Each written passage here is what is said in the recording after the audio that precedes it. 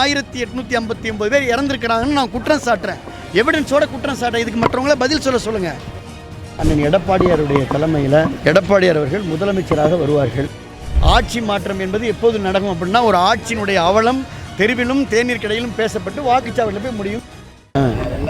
அது நீங்கள் தான் செக் பண்ணணும், நீங்கள் தான் கேட்கணும் அவங்கள்ட்ட தான். இல்லை அப்படின்னு மக்கள் பேசிக்கிறாங்க. இல்லை அதான் சார், இப்போ நான் எல்லா கருத்தையும் சொன்னேன். நீங்கள் வந்து சொத்து வரி மட்டும் எல்லா வரிகளுமே உயர்ந்திருக்கிறது. சொத்து வரி உயர்ந்திருக்கிறது, குடிதண்ணீர் உயர்ந்திருக்கிறது, மின்கட்டம் உயர்ந்திருக்கிறது, குப்பை வரி உயர்ந்திருக்கிறது, பாதாள சாக்கடைக்கான டெபாசிட் 6,000 ரூபாயிலிருந்து 20,000 ரூபாய் உயர்ந்திருக்கிறது. மாநகர மக்கள் கடும் அவதிக்குள்ளாராங்க. இங்கே இருக்கக்கூடிய பத்திரிகை ஊடகத்துறை நண்பர்கள் கொடுத்த செய்தியை தான் நான் சொன்னேன். 2 நாளைக்கு ஒரு டெத்து நடந்திருக்கு. கடந்த 2.5 வருஷத்தில் 1859 பேர் ஆக்சிடெண்ட்டில் இறந்துருக்கிறாங்க. 1859 பேர் 2.5 வருஷத்தில் இறந்துருக்கிறாங்க. மே மாதம் வரைக்குமே மாதத்துக்கு 15 டெத்து நடக்குது. இதை அரசு ஏன் கண்டுகொள்ளவில்லை? மாவட்ட நிர்வாகம், மாவட்ட அமைச்சர்கள், அரசு இதில் தலையிட்டு இது என்ன வழி, what is the way out? இப்போ இவ்வளோ பேர் ஆக்சிடெண்ட்டில் டெத் ஆகுறாங்கன்னா இதுக்கு என்ன வே அவுட், நம்ம என்ன செய்யணுன்றதை ஏன் இங்கே இருக்கக்கூடிய மாநகராட்சி ஆணையரோ மாவட்ட ஆட்சித்தலைவரோ இல்லை காவல்துறை கண்காணிப்பாளரோ அதில் ஏன் கவனம் செலுத்தவில்லை என்பதான் அதிமுகவுடைய கேள்வி. உங்கள் எல்லாருக்குமே தெரியுமே, 10 ஆண்டு கால ஆட்சியில் அதிமுக ஆட்சியில் தான் திருச்சி மாநகரில் இவ்வளோ பெரிய வளர்ச்சி இருந்ததுன்னு நான் உங்களுக்கு பட்டியல் போட்டு சொல்லிட்டேன்.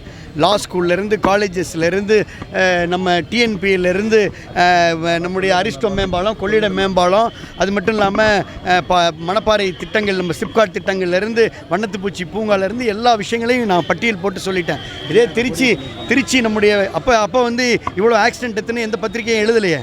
இப்போ என்னுடைய கேள்வி சார், நீங்கள் ஒரு சிட்டியில் டிராஃபிக்கை நீங்கள் ரெகுலேட் பண்ணாத ஒரே காரணத்தினால 1850 பேர் இறந்திருப்பதை ஏன் நீங்கள் அதை பெரிதாக நீங்கள் அதை ஏன் நீங்கள் சொல்லலை? அதான் என்னுடைய கேள்வி. இது கரெக்டாக தானே? இது நம்ம மனித பிளான்னால் நம்ம வந்து கண்ட்ரோல் செய்யக்கூடிய விஷயம் தானே. திருச்சி வந்து சென்டர் ஆஃப் த சிட்டி, தமிழ்நாட்டில் இன்றைக்கு மாநிலத்தினுடைய மையப்பகுதி.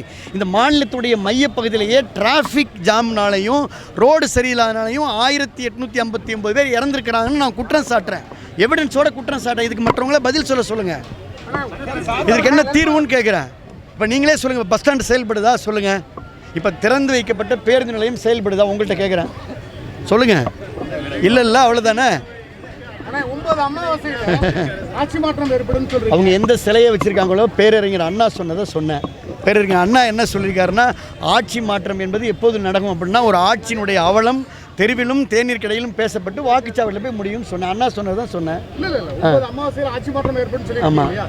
பிஜேபியினுடைய அந்த வழிகாட்டுதல் பேரில் டிபிஎஸ், ஓபிஎஸ், சசிகலா, டிடிவி எல்லாம் ஒன்றா இணையத்துக்கான வாய்ப்பு இருக்கா? அதிமுக தலைமையில், அண்ணன் எடப்பாடியாருடைய தலைமையில் எடப்பாடியார் அவர்கள் முதலமைச்சராக வருவார்கள் அப்படின்றத எல்லாரும் சொல்லிட்டாங்க. முதலமைச்சராக அண்ணன் எடப்பாடியார் வருவார்னு சொல்லிட்டாங்க. வேற என்ன கேள்வி?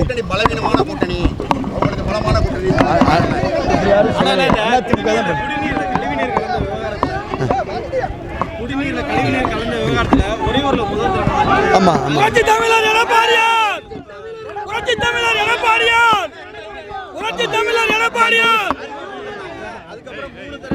இல்லை, அதே மாதிரி இல்லை. உறையூர்லையும் அதே சம்பவம் நடந்தது. சென்னையிலையும் இந்த சம்பவம் நடந்தது.